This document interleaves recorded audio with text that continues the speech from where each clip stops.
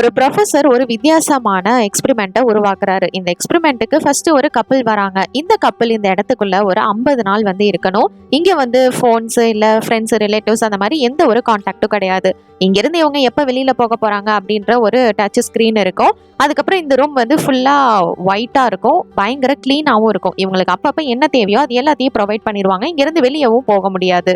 அதே மாதிரி இங்க இருக்கிற கண்டிஷன்ஸை ஃபாலோ பண்ணிட்டு இவங்க கிட்டத்தட்ட ஒரு 50 நாள் இந்த இடத்துல இருக்கணும். அப்படி மட்டும் இருந்துட்டாங்கன்னா இவங்களுக்கு 40 கோடிக்கு மேல பிரைஸ் அமௌண்ட்.